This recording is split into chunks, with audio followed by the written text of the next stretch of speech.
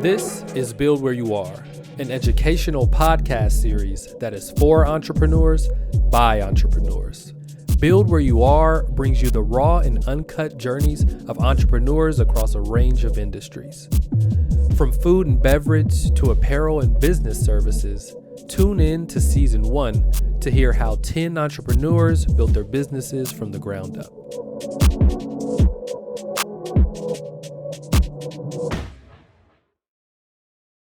Welcome to another episode of Build Where You Are, a podcast by ESO Ventures. I'm your host, Akintunde Ahmad. I go by Tunde, and I'm super excited for our next guest. I had the pleasure of being on a call that Johanna hosted to ESO entrepreneurs about formalizing their businesses. And it wasn't just, formalizing and setting up an LLC. It was like learning about LLCs, learning about S Corp, sole proprietorship, but it was also like getting an EIN number, getting a DUNS number. How do you get business credit? And I honestly had never heard anyone describe everything so succinctly with the fees associated with the websites that you have to go to and all of that. So I think that, I know this will be a super dope episode. And so I will turn it over to you to introduce yourself, and tell us about XIX a little bit and just your foundation. So sure. My name is Johanna and I am the owner of XIX Insurance Group Services. I started this business. I actually started my business with Farmers Insurance. Every Farmers Insurance is independently owned. Gotcha. And I actually started one of my own by somebody out in the community helping me. I needed $75,000 to start. And I'm talking about no money in the bank, nothing. And he called me one day. I was at UC Berkeley. It was my very first semester. I made it all the way over there. And it was at the end of my semester. He called me. He's like, call this guy. He might be able to help you with some money. I called him. It was an elevator speech. It's something that ESO talks about a lot. Yes. I did an elevator speech and he just told me to tell him my story and what I wanted to do with that $70,000 and what were my ideas in starting an insurance office. And I did so. I had some experience before, so I kind of just mixed everything up. I called him and he let me borrow $70,000. And the caveat was that I had to obviously pay the $70,000 off, and then I also had to pay a little bit on top of that.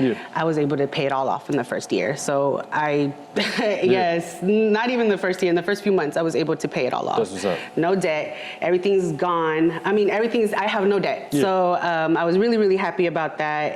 But it was really hard the very first year trying to find customers. Then came the second year. I got a little bit better. But something was happening is I was turning customers away, especially in the commercial space. In the commercial space, if they weren't ready, you have to have all these things in place in order for you to buy insurance for your business. And having insurance for your business is obviously a very important part, especially for certain vendors, especially for food vendors or wedding vendors, let's say. You need insurance to get into spaces and to move around. So because they weren't a fit for farmers is a very corporate brand. They weren't a fit for them. So I was turning them away. You weren't ready. And it kind of reminded me of ESO and kind of like what they want to do with the capital fund. They don't want to turn people away. They want to be your first yes. They're actually taking people in and working on the stuff that they need versus just turn them away from the door. And I saw that happening a lot in insurance. And then there's all these great products in insurance, and I'm learning how to leverage it through corporate. But people in my community don't believe in the product. They don't see how people are using it, and you don't know what you don't know. And turning people away, I'm turning business away on top of everything, and I'm trying to build a business and telling people no, and then I'm noticing that I'm catering to a certain demographic, and I'm being in this area, and I'm almost felt like I'm being kept away from where I'm from, and that's where XIX came in. Gotcha. XIX came in, so me, instead of turning them away for insurance, I said I'm gonna help them formalize their business. the way that it properly should, because from the lens of an insurance agent, something's as simple as, are you a sole proprietor or an LLC? That's going to matter in terms of insuring you. How much risk are you taking? How much liability are you taking for yourself? And as an insurance company, how much am I going to have to pay out according to your risks? So formalizing your business is a very important part. It is a pricing factor, and people just don't know this, especially not in Spanish. I have a big Spanish-speaking community, I know so many people in business, but my parents were in business, but my parents they didn't have a formal business. They didn't have anything like that going on. So I was really passionate about working in this community, but then there was another issue, the price tag. Yeah.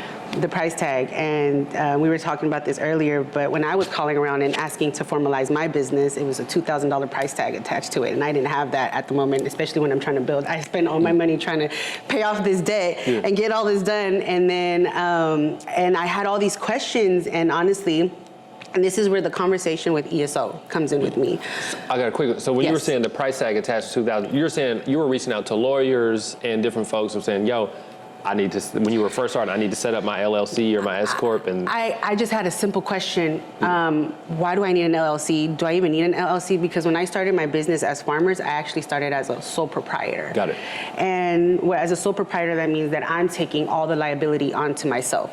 So if something was to happen, if I do something wrong in my job and somebody comes and sues me, they're not suing my business, they're suing me, my personal name. And whatever I have built under my name, it's kind of up there for grabs for anybody who wants to take it. And in my job, they say, we live in Sue Happy, California, where everybody wants to sue you for something, and you don't want to make yourself available to these people. Yeah. That's why you use insurance. But I just wanted to ask those questions, and they would use all these confusing words that I didn't understand, and they would, at the end, just give this big number, and I'm just like, I need to pay it because I don't know how to get through all of this. How do I understand all of these things? And I have all these things going on, so I was just like, I can't do it. But I didn't do it, and I decided to just kind of go in and find the information out myself, just do a lot of research, and I have learned through a lot of mistakes. Like in Spanish, they say, te dan los dientes, like you hit yourself in the mouth. And I did that several times, and I have such a big, huge name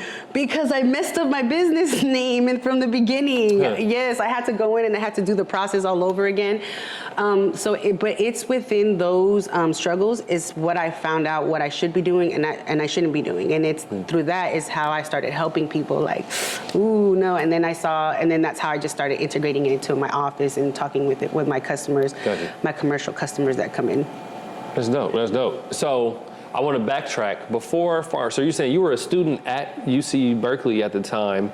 And so I'm curious, like before that, were you always like entrepreneurial minded? Because I'm like, you're a student at UC Berkeley, but at the same time, you're like, I want to set up my own insurance firm. Is this something, you said your parents were, entrepreneurs and maybe not formalized, but they were hustling and doing things. So yeah, I'm curious to hear about that. So I actually have it on. So one of my reasons that I became an entrepreneur is I have it on here. I have it around my neck. It says Aya. Aya stands for her in Spanish. It's for my mom. She was an entrepreneur. And I was raised by immigrant parents, and a lot of the time I'm the oldest. I'm the only girl and the oldest in my family. So I took on a lot of responsibility as my mom, and my parents kind of went out and built. But my mom had several businesses. She was cleaning houses, taking care of kids. She got a guard card. She became a loan officer. She did all types of stuff, and she always kind of wanted me to go into entrepreneurship, and I actually did not want to. I rejected all of that. I did not want to do that. I wanted to be a teacher. And that was an actual fight with my mom growing up, that she wanted me to start businesses, and I was like, no, thank you. I want to have a job, a solid job. I want security. I don't want that. I want to know what time I'm getting home and stuff like that. But I ended up leaving for whatever she warned me about. She told me, you'll go to school, you'll spend all this time, and then they don't appreciate you. They'll cut you whenever time. And if you're trying to build a family, you're not building security. And that's what she was concerned about. And I would always reject that, but it did end up happening. I worked for years under the school. It never happened. And I did end up getting fired. So I got a job at an insurance office. And she was so happy. She was so proud of me. That's when it all started in 2013. And while I was working in insurance, she got cancer and passed away. And that was a really hard transition for me because as a person of color, as a woman, low resources, it was a hard thing for me to decide I have to go to work or I have to take care of you. And I did both. I would take her to her chemo appointments, and at the same time, I'll go clock in for work. We buried her on a Friday. I went to work on a Monday. And having to ask my boss for time off to take care of my mom, that there was what made me, I felt like I don't want to work under anybody else at that point. It was enough for me to understand, and not only that, but the lack of resources. It was $20,000 to bury her. $20,000 to bury her, and then I didn't have enough at the end for a plaque to put her name on. And that was something that I really, really carried with me. So I quit my job and I went back to school, and that's where I ran into farmers. And just writing about my experience, writing about my mom, writing about just the things that I felt like I experienced in my community that I felt like very specifically happened to us. That's how I got into Berkeley. And at the farmers, they found me at a job fair, and that they kind of recruited me. I was saying no, because I was still hung up on school, like no. But then he called me one day. He was just like, if you quit school today, I will give you a book of business. What that means is that he's going to help. He's basically giving me a book of business, 150 customers to start with. Got it. I don't have to purchase into it. I just have to prove those 70,000 that I have it. And all I have to do is grow that business out. Usually people buy into this business. They pay for this stuff, and I just had that opportunity, and that's how it came about. But I left Berkeley on hold, and it was a hard decision. I had to decide whether I wanted to finish school or start my career. I left school and I started the career, and I haven't looked back since. It's been going well. I want to go back. Don't get me wrong. I want to go back, but I have more of a direction of what I want to do. And I'm really passionate about entrepreneurship in the community, and I really want to focus on that moving forward. So you started doing farmers in what year? Farmers, I started 2019. Okay, 2019, and then you formalized and started XIX in 2023 officially. Okay, got it. So because XIX, that's when I officially made it into an LLC, and then before that, it was sole proprietorship. Got it. Yes. Got it. Okay, so now we got the understanding. You were like, look, I'm turning away businesses, and I see that. The only reason why they aren't eligible to even access these services is because they don't actually know what I found out the hard way around setting up an LLC, around understanding the EIN number, DUNS number, all these things. And so, I'm curious. So you're like, look, other people are going to try and charge you $2,000. I know that this is not how much things cost. And so, I'm curious your approach. Obviously, you did the formalization workshop with ESO. Yes. But, normally when it's your clients, is it folks who you're directly accessing through farmers? And or is it now like, nah, I'm putting myself more out there, and it's like, yo, if you need help setting up your LLC, if you need help getting all your business tax information in order, this is a service that we can do directly and we can access. How is it?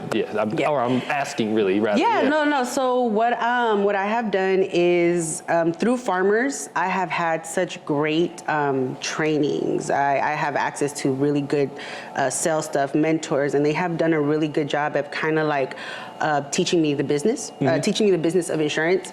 And what I'm doing and what I've done is I've taken what I've learned from corporate farmers, and I'm applying it to something that belongs to me, that's under my name. If they ever choose to go away, I can keep this business running. And then what I'm doing with this information is then I'm helping my customers with it. So part of something that I did with my farmer's office, I sell life insurance. That's one of my biggest areas. This is one of my most successful areas.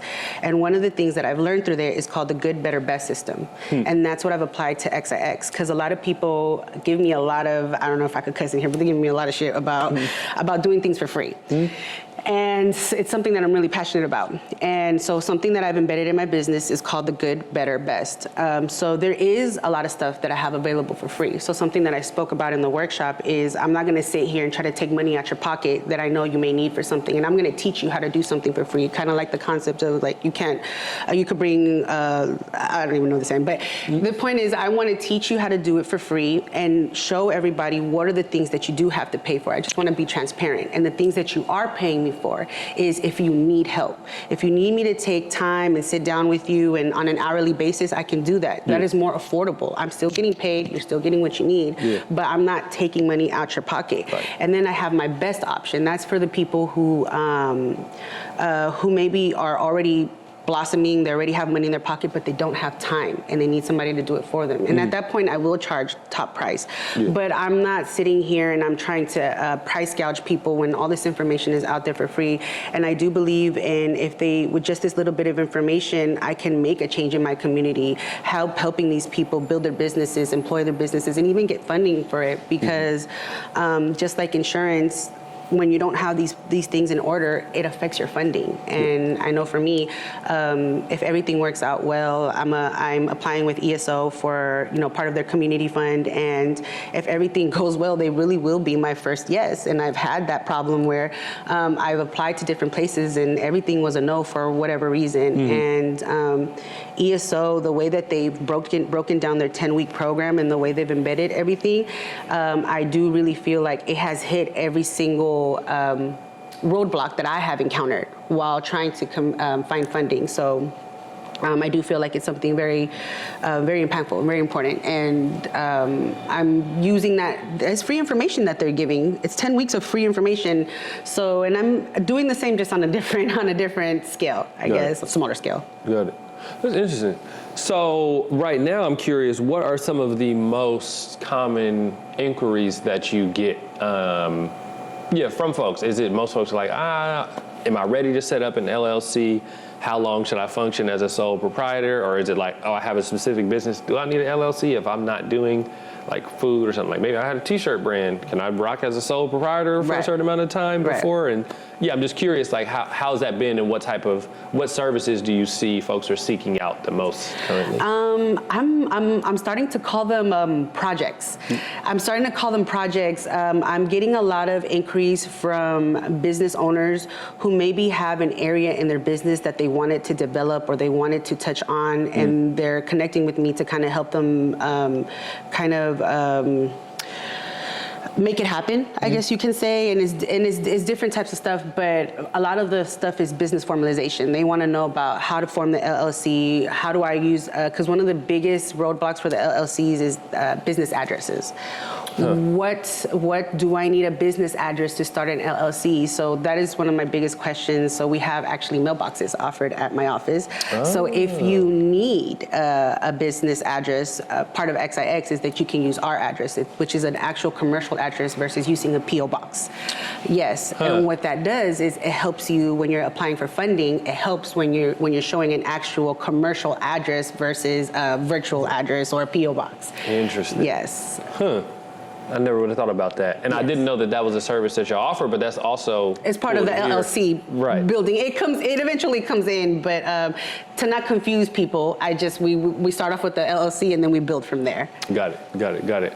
And then for folks who didn't have an LLC, I have a couple questions. One, at what stage do you feel that people should actually set up their LLC? Because I've heard different things where it's like, okay, maybe you're just starting up your business, operate as a sole proprietor until you know that like this is something that I'm serious about and I'm gonna do. And then sometimes people have like, it depends on the industry, but sometimes folks are like, okay, once you made like a certain amount and you know this is it and you have like enough presence, then this is when you do it. Or is it like, nah, if you know this is what you're doing, set up the LLC immediately. Yeah, how do you think about that? So the cool thing about the LLC stuff, it reminds me a lot of like even like hair and eyelashes. It's kind of not like an artistry, but there's a lot of things that you can plan out that it really depends on your industry. And there's different strategies out here that you can approach. But honestly, the strategy that I felt like has affected me the most is taking too much time to form the LLC. I understand if maybe on the first month, on the second month, third month, maybe you don't want to do it, or when it's a hobby. But I feel like the moment that you feel like it's something that you want to take seriously, you should build that LLC, and this is why. It takes 2 years to build business credit. And I've seen people work 2-3 years, and then they start the LLC the third year, But the EIN is basically like, it's keeping track of how long you've been in business. So if they've been doing it for 3 years and they're starting their LLC, their EIN on the 4th year, it's not gonna look like you've been working for 4 years. It's only gonna look for 1. So now you have to wait you have to wait more time to start building your stuff for funding, versus if you had it ready the first time. You could have had those 2 years go by when you're starting, and when you're starting a business, like time really eats you up, and I feel like that has been one of the biggest, probably one of the biggest mistakes that I made, is just waiting too long to making it into an LLC. I don't think there's nothing wrong with sole proprietor, but if I'm being honest, a lot of these programs, if you're talking about grants, if you're talking about getting into these serious spaces, an LLC is, I would say, is the better way to go. There's nothing wrong with sole proprietor, but I feel like you're taken more seriously when you file that LLC, and if you're doing it from jump, I just feel like it's better for yourself, for your business, for your reputation as well. Got it. So it's not just as simple as the liability side of things. It's also about opportunities for funding, building business credit, which is separate from your personal credit score. Yes. And then, the subsequent opportunities that will come from there. I have a question, and this is something that a couple folks it's come up, and a few folks have asked, and I just wanted like a clarification. So I know that if you're a sole proprietor, you can still apply for an EIN and it'll be under your personal name rather than your business name. Yes. Now, it's a two-part question. A, can you use that EIN to build business credit? Yes. Okay, but the B side, which I think I read, is like, if you then start an LLC later, you have to get a separate EIN for that LLC. Yes. So therefore, that business credit does not roll over to that EIN number. Yes. So that's another reason why start the LLC earlier, because if you do transfer over, if you have done 2 years as a sole proprietor with that EIN and you linked it with the... Now you have to start all over again. And that's where the strategizing come in. I see. And it's different for everybody. So it's hard to talk in general terms. And that's why we could talk about free stuff all day. But when we're talking about your business and your business specifically, you want to make an appointment with somebody like me or somebody where you're going to sit down and you're going to specifically strategize about your industry, because every industry is different. Everyone has different rules. So the strategies apply different to everybody. And so here's the thing about the EIN and the sole proprietor and taxes. What you're doing in essence is you are creating a separate entity from yourself. And this is where the liability comes in. And because you're creating a separate entity from yourself, you're taking the liability off of yourself and you're putting it on this thing, on this entity. So every single time you change it, they want you to change your EIN, because it's a social security. You're starting like it's like having a whole new human being, like a brand new baby. So they want a different number attached to it. And then there's another number that's important that I feel like it's not talked a lot about, and that's the Dun and Bradstreet number, DNB. D as in dog, B as in boy, DNB. And they're actually they're switching out of that format, but a DUNS number is something that you want to have because it's something that also helps you build business credit along with your EIN. So not just the EIN by itself, you want EIN and the DUNS number together. Right, and you need an EIN number to get a DUNS number, from what I understand. Yes. Got it. And you need that formalization, either that sole prop or that LLC, to get that EIN number. Yeah. Got it. And so that's very clarifying, because I've had folks in the past, they're like, well, I can get an EIN number and a DUNS number as a sole proprietor, but it's like, however, if your goal is to grow, if your business is big enough, you don't have to make a LLC. Right. And your goal, of course, is to get big enough. So you might as well link that in, because then when it comes to business credit, especially, we all know startup costs for business is when you would really build up a lot of that credit. You have a lot of one-time fees that you're going to have to pay. Definitely. And why not do that on that business credit card or whatever? People don't know about net accounts, net 30s and stuff like that, and you definitely need to have all of that taken care of in order for you to have. And there's accounts on there that will let you borrow money for 10, 15 days. You can make purchases, and that is good to know when you're starting and you don't have money in your pocket to do these things. Because I'm coming in and I'm building from scratch, so my experience is maybe a little bit different. But I do feel like that's what gives me the advantages when I'm hooking up with these businesses, because we're here. I understand understand that I'm not going to come and put these impossible tasks on you. We're going to build where we are, pretty much where we're ESO. I'm seeing it on your shirt, but it really is.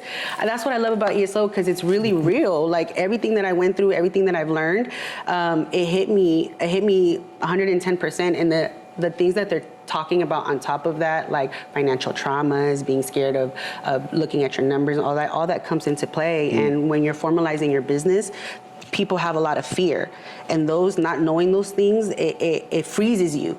But I feel like knowledge is power. So the more you give somebody knowledge and you make them feel more comfortable to make those important decisions, like, hey, I'm gonna just pick LLC. I'm gonna make a corporation. Yeah.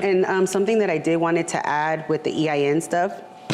So myself with XIX, in my business, I have notary, I have real estate, and I'm adding DMV services to my business. Oh, yes. Okay. So I have learned now through my tax person is that each one needs its individual checking account, and each one should have its individual EIN.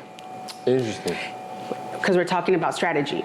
If somebody comes in and sues me over notary gets sued, but everything else is protected.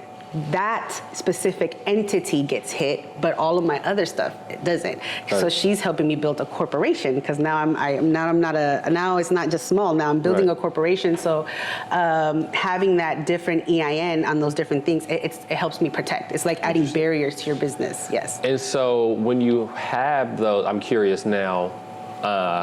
You have an LLC or S corp or something, and you can have, so my question is, are you operating like I do DBAs under one parent organization, and then each of those DBAs has its own EIN, or do you have to file your own LLC for notary and DMV services? Yeah. So the way that I initially went into this, so you got so because XIX is new, right? Yeah. I've been in business with farmers, so now I'm switching everything up to XIX. Yeah. So I'm building as I'm go, and I thought that XIX Insurance Group Services was going to be that big parent company, and then everything else was going to go under, like the Johanna Arroliga Farmers Insurance, real estate, all that.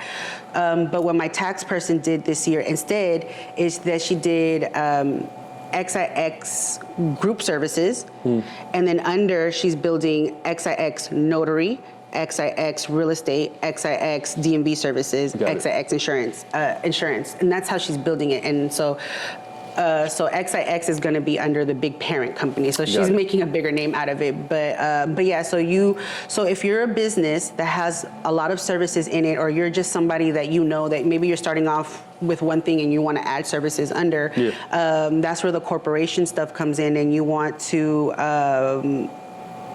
pretty much have your big company and then all your little companies under, and then some of the people call them as DBAs as well. Got it. Because it's all operating under one business. But because you have separate EIN numbers, that specific entity is protected if any legal issues were to come out. Right. And I'm doing business as as a name in a whole. It's all connected, although it's a different name. Right. Yes. Interesting. Okay, that's super clear. And so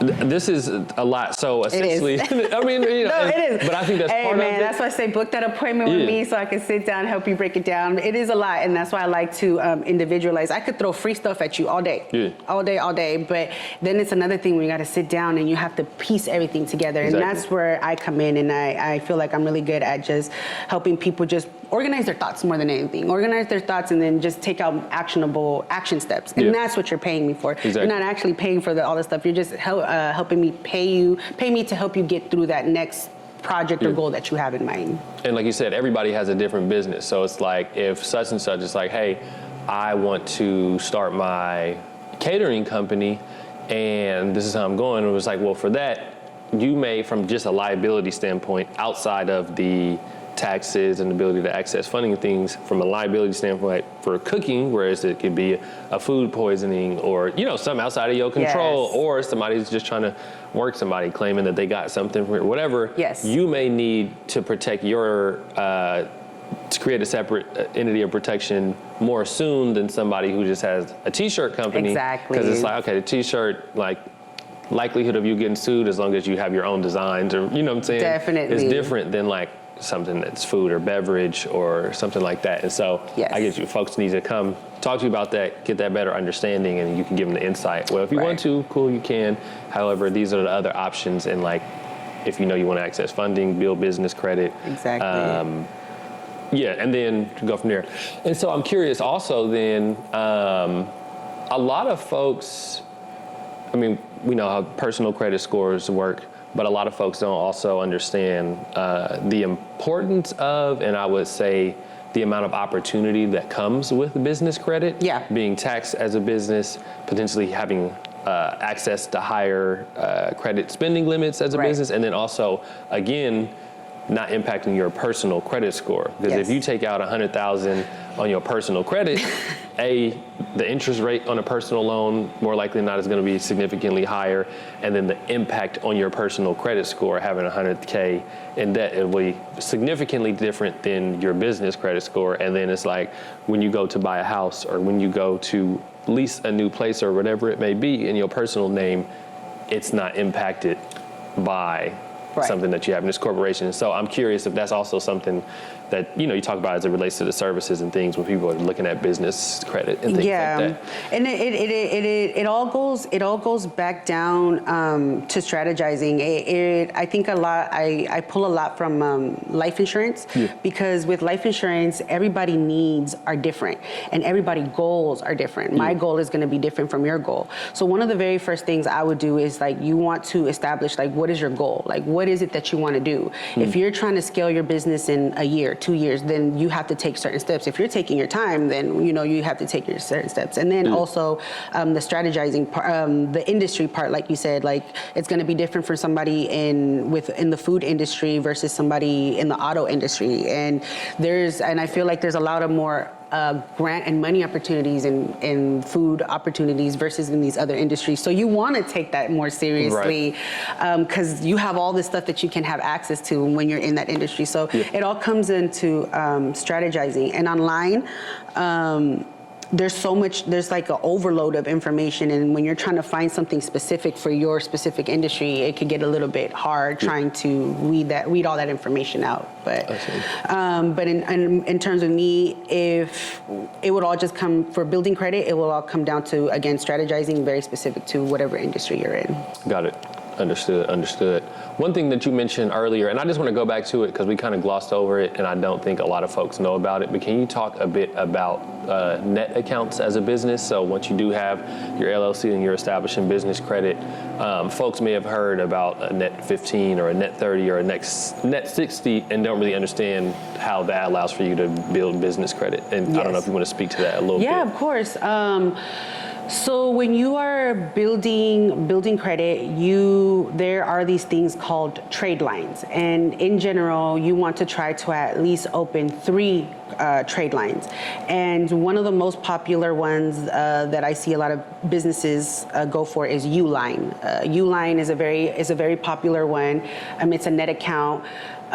And here's the thing, that you can get access to it once you start formalizing your business. Once you put information in the state of California and you start doing stuff, they'll start sending this stuff to your business address. And once you get this stuff, there's like these little codes. You go onto the website, you put in that code, and because they already kind of like vetted you beforehand, you could go in and make an account easily. Now, if you're starting it from scratch, they have to accept your account, and little things matter like your email. If you're trying to start a trade line account with Uline and you're using it at gmail.com, they will deny you. They will deny you. You want to try to open that account with an actual business email so they can take you more seriously. And the same could apply when applying for a loan. If you're applying with a Gmail versus applying with a .com, it can also affect, it's a factor that they look at. Got it.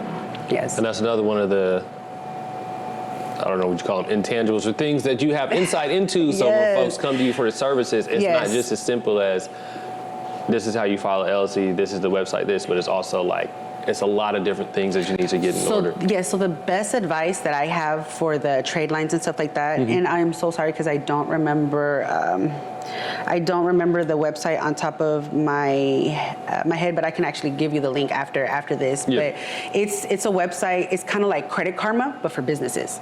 Right. Experian or something like that? It's connected. It's kind of like Experian, Okay. yes. So Experian is the actual credit bureau, But right? it's something that connects to your personal credit. Yeah. So this particular program, it works the same as Credit Karma, where you go to Credit Karma, and if I want to build my credit with Credit Karma is going to give me like recommendations and tell me, do it this way, take the steps, take this card out. They have the same thing, but for business credit. So if you're starting from scratch and you don't know what you're doing and you're kind of trying to build where you are, you start up an account with this website, and then it will help you start building your business credit.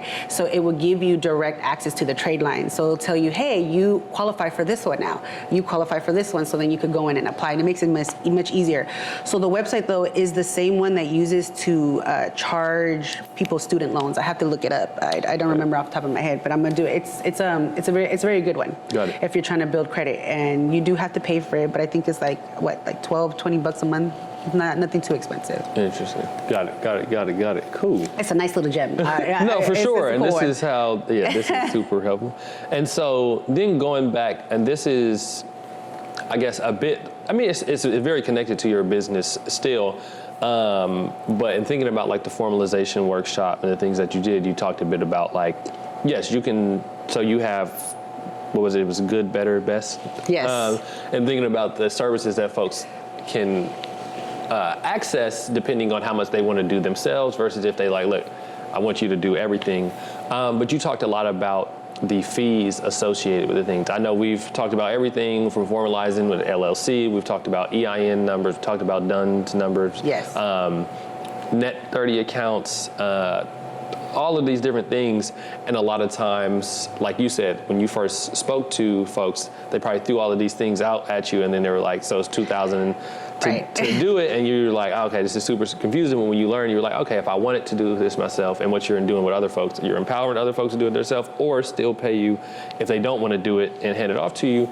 But can you talk a bit also just about the actual fees associated with these different, the LLC formalization, EIN, yes, DUNS, and what a lot of folks don't actually realize about them? Man, you have to stay safe out there. There are sharks out there. It is very predatory. There are businesses that are dedicated at like just tricking a brand new business person, and I've seen it. This is why. So another service that I offered is I'm a registered agent. So what that means is because I'm allowing you to use my business address, I have mailboxes. So part of it is if you write me down as a registered agent, I'm allowed to open up your mail, and if there's a lawsuit or anything important that comes into play, I will let you know before delivering your mail. So the thing is that I forgot where I was going. I lost track. No, you're just saying a lot of businesses kind of get worked when they're not understanding the fees associated with things. And you were saying as a registered agent, you are able. So when I get their mail and they open up their LLC, it sends them like a big red letter. You'll get a big red letter that says you need to file this before the end of the year, whatever. Yeah.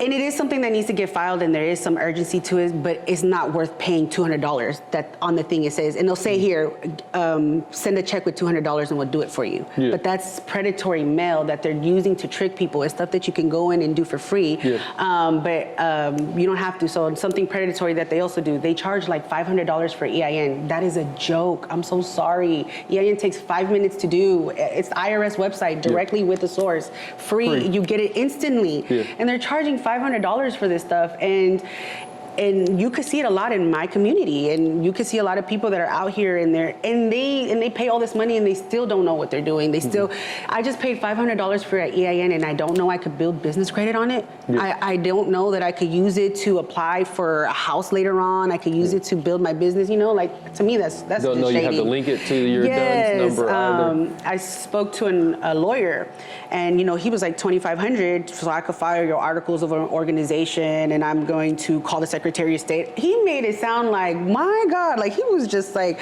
and then I find out I don't need a lawyer to do this. I could do it myself. All these other free stuff. And let's say you don't even want to use me. Before I started learning about this, I'm gonna be honest. Like I used Zen Business. Zen Business is online, just very quick. You pay them $70 and they do everything for you. Yeah. And through Zen Business they have all these like how to DIY forms, and that's how I started learning. And I was just like, now. This is free. So so there's also, my thing is, my message with the predatory fees is just like, do your research. A lot of this stuff you can do on your own, and then also a lot of this stuff is not mandatory, and they're trying to trick you into believing that you need to pay for all this extra stuff, like when you have a break room and you have employees, you have to put a poster board on there that stipulates like labor codes and stuff like that. So that is a legal thing that you have to do, but you go onto a website, you apply for it, and they send it for you for free. Yeah. So what this company is trying to make it seem like it's so urgent that I'm gonna do it for you, pay me $200, and they just go onto the website and they send it to your address. That's all they're doing. So they're trying to trick people. So don't fall for it, and call me, have me as a registered agent. I'll go through your mail and I'll let you know, yes, pay this is important, this is not important. Yeah, I mean, it's very real. And it's not, I mean, you even said with the DMV services, it's places when you're renewing your car insurance. And it's so interesting too, because a lot of it is how SEO, search engine optimization works, where it's like when you Google things, sometimes the people who have these predatory companies, their whole business model is, I get a good enough SEO where I'm the first option that comes up, and then when people click me, they're like, oh, and because they will do the service, but they're attaching it, and so it's even with like car things. A lot of folks sometimes is like, I gotta renew my car registration, I can do it online. And rather than like go direct to the DMV website, you Google DMV car registration. But the one that comes up first is masked like it's the DMV. Right. And then they're just charging you an additional $40 to register the car, when you could have just went direct to the DMV service and did it for. I mean, I'm gonna keep it real right now. When I started in insurance, and part of the thing that they were teaching me is they weren't having me charge for it, but what the person I was working with, what she was telling me is just like, all these people want DMV services. We don't offer DMV services. We don't do DMV services. Yeah. But really all they're asking for is they just need help with making an appointment or whatever it is. Yeah. So I would tell people like, I will help you with DMV. If you just come with me, and by helping with DMV, all I'm doing is just, I'm going onto the website myself, I'm clicking on it, and I'm offering it for free, but there's people out there actually charging people for this. I mean, DMV services. Literally. DMV services, which it is something that I'm adding onto my office, but I'm actually adding like a real service where I can give you your sticker and your registration. I'm not just lying and saying here, like, I'm gonna help you with DMV, and I'm just clicking buttons on a website. And that matters too, because I avoid the DMV at all costs. So like you have AAA that you can go through for services. Yes. You have Quick Pay is one, and now you have yourself. But I'm trying to be smart here. And I see these people doing it. But that's convenience that you're paying for. Absolutely. Whereas like if I'm already on the website and I could file the DMV registration for whatever it costs, and then it's like, but just because this website popped up first, now I'm paying them. Yes. But for me, I'm like, I go through a service agent, because who want to wait in the line at DMV? You saving yourself 2 hours by going through you for things that you thought you may have just had to go through. And I think that's part of the XIX is that what I'm offering is value, and I'm trying to be cost efficient with everything else. But more than anything is I'm trying to offer value in all lines in all my businesses, and especially with the lines of insurance. And I've strategically added services that cross with insurance. Yes. Got it. That's super clear. I mean, you've given a whole bunch of gems today, and I guess so my one question is, with like the quick breakdown, I just want to go through and hear the costs associated with each. So to be a sole proprietor, free. Nothing. To register an LLC is. Right now, the last fee I saw, I would have to go online to see it, because the thing was that California was waiving the fee. It during the pandemic. Yes, they was waiving the fee, so it was actually free for like almost 2-3 years, and people were charging for it. Yes. I don't want to lie, but I want to say $15. I get all these fees, and I don't have the paper in front of me. But you're literally paying the fee, the state directly, and it's no more than $30. It shouldn't be no more than $30. And I'm so sorry if I'm lying to you, and I will double check. And it's all good, but we know it is not a $100 fee to file with the state. No, absolutely not. It's less than a $50 investment to file your LLC. Now, where people get hung up is the annual fee, huh? Oh yes, the annual fee. So you get charged $800 if you want to renew your stuff at the end of the year. You do have a $800 tax fee, but that was also waived these last few years as well. It is going to be put back into place.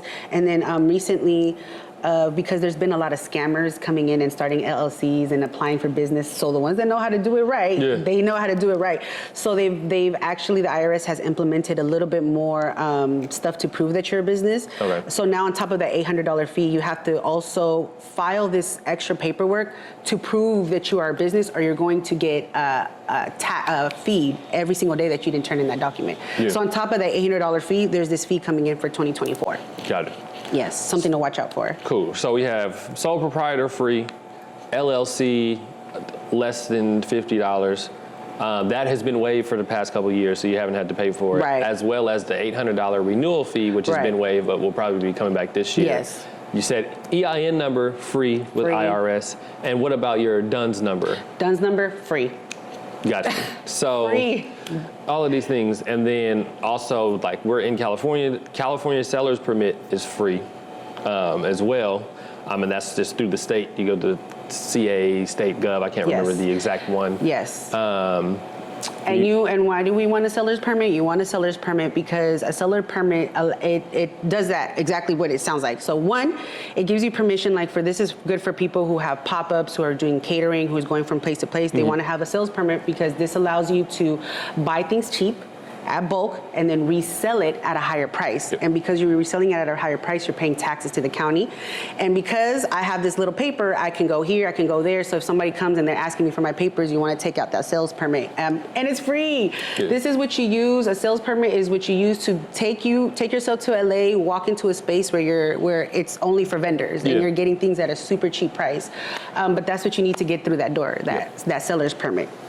And then depending on what city you're in, there are fees associated with that. So like at the city of Oakland, you have like your business tax certificate and things like that. And business license. Right, your business license. And so Johanna can walk y'all through that because that is very specific depending on what city you're in. Yes. And so that's like, I won't go too deep into that. The other part of the strategizing is that does matter is the county that you're filing with, the county that you're working with, because every single county for every single industry, they have their own individual rules. So food rules for Oakland may be different for Contra Costa.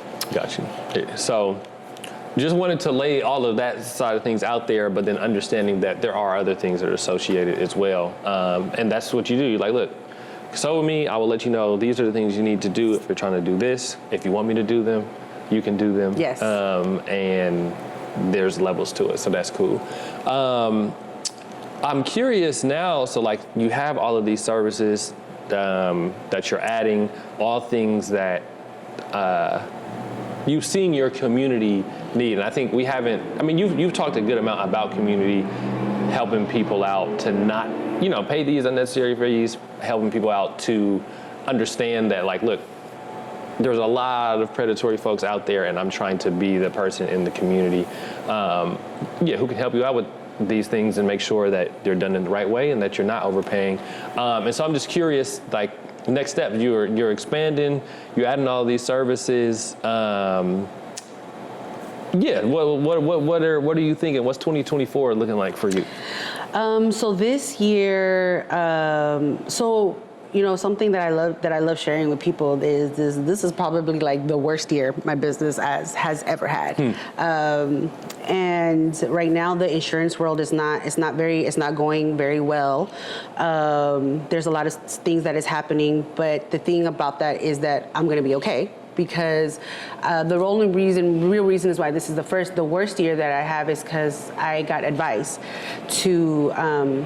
They told me, one of my mentors told me that his business started doing better when he removed himself from it and he started delegating his tasks. It's one of the hardest things I've ever had to do, is to step away from my business and having to start delegating tasks, because we were talking about this earlier. There's a setup, there's this coordination that needs to happen, and there needs to be more than one person available, and I'm stuck on that idea.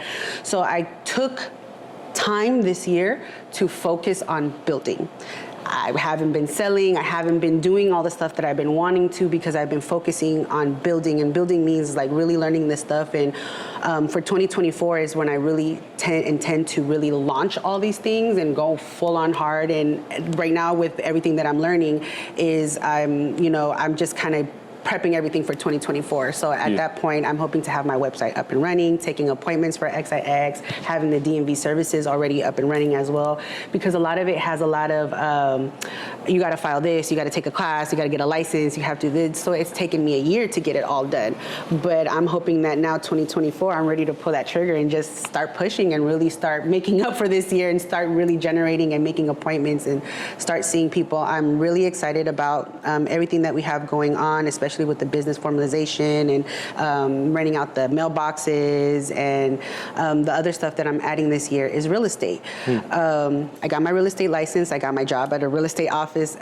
Part of the stuff that I want to do is I'm passionate about helping these business owners get into commercial spaces. I feel like that is also another area that is hard for people of color or entrepreneurs to build into. But imagine if we're starting at business formalization and I'm helping you all the way in through real estate. Yeah. To get you into your first commercial space. I would love to do that as a business. And that's what I'm most excited about this year, is getting that done. And it's been a lot of training, a lot of talking, a lot of meetings, but that's what I'm most excited about for 2024.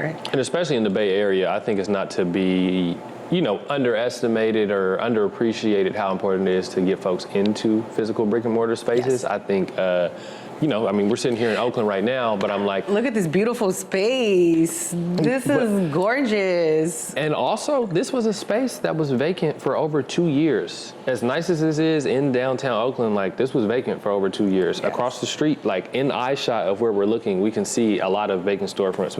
We're across from the Uptown Station, that Square just built. They're trying to fill in these spaces, and so we really need to, when we're talking about the overall goal of revitalizing economy and small business and things thriving, we got all of these spaces that are available, and we need to find ways for folks to really get into them. But I think the work that you're doing, I'm really just giving you your flowers and saying I'm happy to hear that you're adding that element as well. Thank you. Because a lot of folks aren't in that mindset of thinking this is also something that, or this is a barrier to entry that a lot lot of folks don't understand, and like you have that in mind when you're providing Definitely. these services. I want to help people. I would call it, this is how I see it, something that my mom, I'm so sorry, I touched the mic, but something that my mom really pressed on me, especially coming from low resources and not having a lot to pull from, is that I feel like is important, is that she taught me how to dream. And she taught me that, you know, if I can think it, I could do it. And if I'm disciplined enough and if I put my mind into it, I can get it done. And I think that was her frustration with me. And when she would tell me to become an entrepreneur, she just saw all this potential with me, and she just saw me kind of closing myself off into something. And you know, now that what I'm doing in turn with people is just I'm allowing them to dream, not stopping them, not thinking if you want to get into that commercial space, let's do it. I know that there's a lot of steps to take into it, and that could be overwhelming for some people, but I'm here to kind of help people go through that process, hold your hand from the beginning to the end, and let's make it happen. And I'm excited to do that and, you know, help people dream, put their stuff together. So I say dream big, and let me make it happen with you. Got you.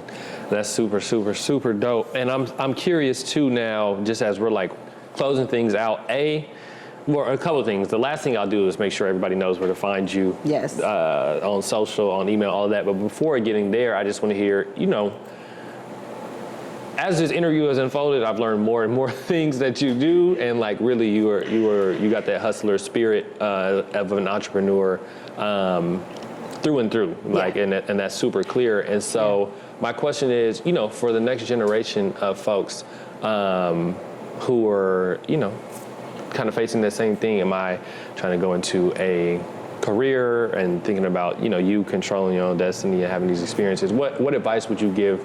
You know, to the folks following you around entrepreneurship and just kind of taking that leap of faith and making things happen?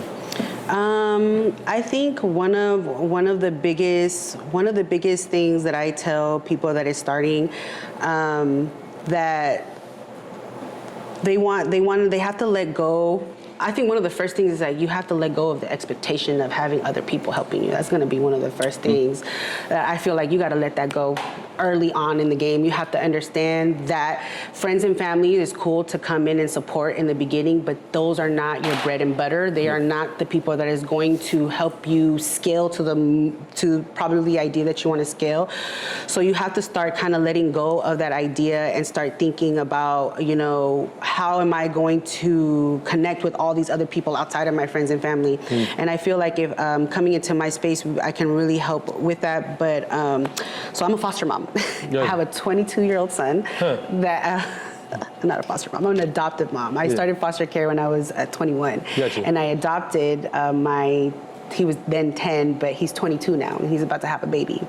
Yes, he's about to have a baby, so I'm about to be a grandma. Yeah. And he was born out here in Oakland. He ended up in Mexico, and we did foster care, and he ended up living with us. But right now, that I was talking to him about this because he is a youth. He just got out of the system, and there wasn't much expected of him, and he himself didn't expect much of him, and he didn't want to go to school. He didn't see himself going through this typical stuff, and I just felt like entrepreneurship might have been something for him, but I can't impose that on him. He has to kind of figure that stuff out on his own. And he ended up going to school right now for automotive, and he ended up loving it. But now he's trying to build his own business, and he's thinking about like, oh my God, there's a lot of kids like me that got adopted or out here. He's like, but they don't know what to do. They don't know what, they're out here kind of lost. And he's like, so he started his own little YouTube page and trying to help that and trying to help connect with the youth out there. But I do feel like entrepreneurship is a very powerful tool in the community, and if it's something that you're thinking about and it's something that came up in your life and you're thinking about it, I do feel like it's something that it's worth looking into, especially if you're trying to break out of the regular 9 to 5, if you really want to take control of your income and your time. I know it's not for everybody, and I don't want to downplay 9 to 5 because I've done it for many, many years, and it brings stability. People can build with it, but not everybody has the same opportunities. And I feel like to level the playing field, if you kind of just take accountability and you take control of your life, entrepreneurship can really help take you to places that you may not be able to go, when you're locked into this other stuff. So I would just say to the youth out there that if you have an idea and it may not be something that other people agree with, you just have to trust in your vision and what you want to build and build on it. Don't let other people come in and change your mind on what you want to do. And I would say focus on it, and it can happen for sure. That's real. And yeah, very important advice, but also advice that holds a lot of weight from someone who y'all just heard from, like, talk about how you've done it. And so to close out, we talked about all of these services that she offers.